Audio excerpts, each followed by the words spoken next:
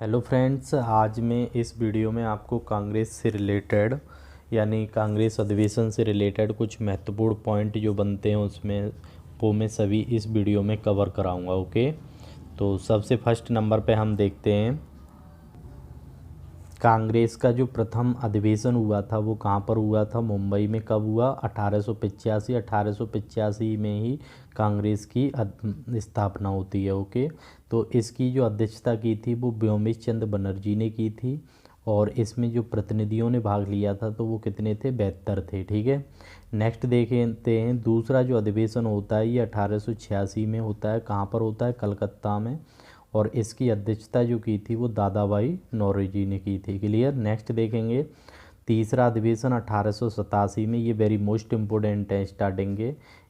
इसमें बदरुद्दीन तैयब जी ने अध्यक्षता की थी। तो ये प्रथम मुस्लिम अध्यक्ष थे। ये पूछा भी जाता है कि प्रथम मुस्लिम अध्यक्ष जिन्होंने कांग्रेस की अध्यक्षता की थी तो वो 1887 में की थी। उनका नाम क्या है? बदरुद्दीन तैयब जी। क्लियर हो गया। नेक्स्ट देखेंगे चौथा अधिवेशन 1888 में होता है। ये इलाहाबाद में होता है। ये किसकी अध्यक्षता में होता है? तो जॉर्ज यूल की अध्यक्षता में होता है। तो ये प्रथम कांग्रेस अध्यक्ष थे। ठीक है, ये क्वेश्चन पूछा जाता है कि प्रथम कांग्रेस अध्यक्ष जो बने वो तो उनका नाम क्या है? George Yule. क्लियर हो गया। ये अधिवेशन इलाहाबाद में हुआ था और कब हुआ था? 1888 में। नेक्स्ट देखेंगे 12वां, ये 1896 में हुआ था। कहाँ पर हुआ था? कलकत्ता में हुआ था। इसकी अध्यक्षता जो की थी वो रहीम तुल्ला सयानी ने की थी। यानी कि जो 1896, तो ये रहीम तुल्ला सयानी, याद रखना नाम। ये इम्पोर्टेंट क्यों है कि पहली बार यहाँ पर क्या वंदे मातरम गाया गया था। जो गीत है हमारा राष्ट्रीय गीत वंदे मातरम गीत, वो 1896 में पहली बार गाया गया था। तो ये कहाँ अधिवेशन हुआ? कलकत्ता में। ओके, नेक्स्ट ये ध्यान रखना, ये तो आप जानते हैं कि बंकिम चंद्र चटर्जी के द्वारा आनंद मठ से लिखा हुआ जो उनका उपन्यास आनंद मठ है उससे लिया गया है। ठीक है, नेक्स्ट देखेंगे अब होता है 22वां जो अधिवेशन होता है ये होता है 1906 में। ठीक है, 1906 में ये कहाँ पर हुआ था? तो ये हुआ था कलकत्ता में। इसकी अध्यक्षता की थी दादा भाई नौरोजी ने। ये वेरी मोस्ट इम्पोर्टेंट क्यों है? क्योंकि 1906 में पहली बार स्वराज शब्द का प्रयोग किया गया था। ठीक है, ये स्वराज शब्द अच्छी तरीके से याद रखना। तो ये किन की अध्यक्षता में? दादा भाई नौरोजी की अध्यक्षता में।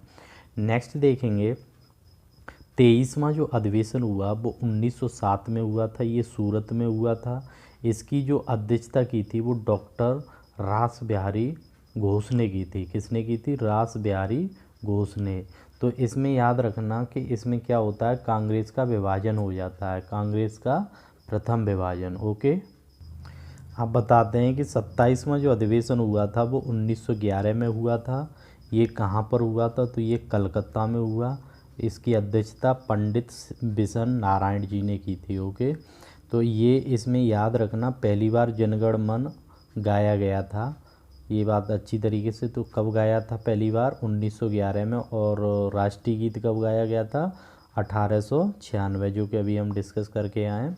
अब आता है 1916, मतलब ये लखनऊ में हुआ था अधिवेशन। अंबिका चरण मजूमदार जी ने इसकी अध्यक्षता की थी।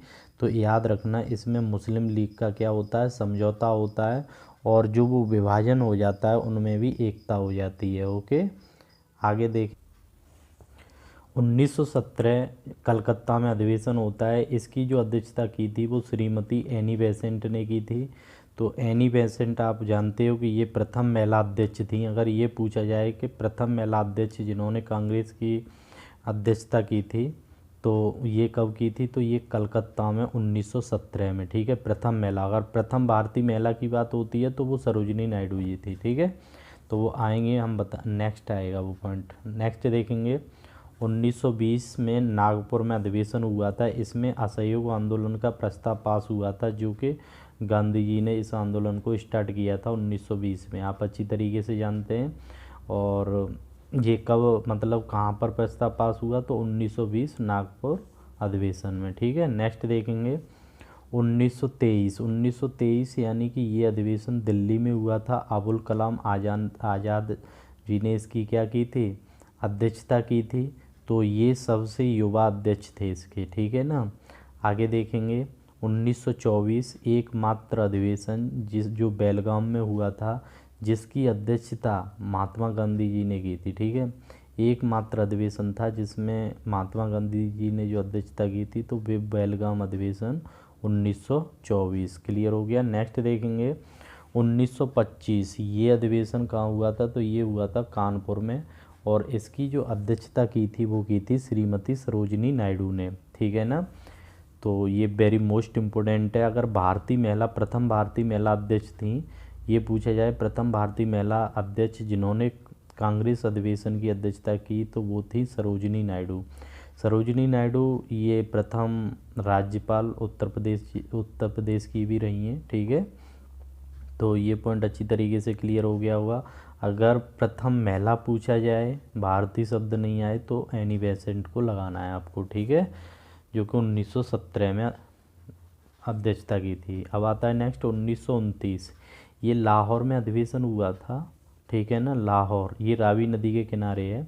तो इसकी जो अध्यक्षता की थी वो पंडित जवाहरलाल नेहरू जी ने की थी। इसमें कौन सा शब्द वो था, तो इसमें इन्होंने पूर्ण स्वराज की मांग की थी इसी अधिवेशन में। Very very most important, 1929 Lahore में हुआ था ये अधिवेशन। तो पंडित जवाहरलाल नेहरू जी ने पूर्ण स्वराज की मांग की गई थी इसमें। ठीक है, नेक्स्ट देखेंगे। अब आता है 1931, ये कराची में अधिवेशन हुआ था।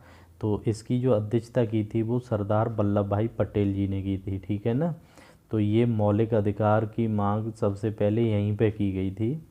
तो ये याद रखना कि मौलिक अधिकार की मांग सबसे पहले कांग्रेस के किस अधिवेशन में की गई थी, तो ये कराची अधिवेशन 1931। ठीक है ना, नेक्स्ट देखेंगे 1937, ये फैजपुर में आंदोलन हुआ था।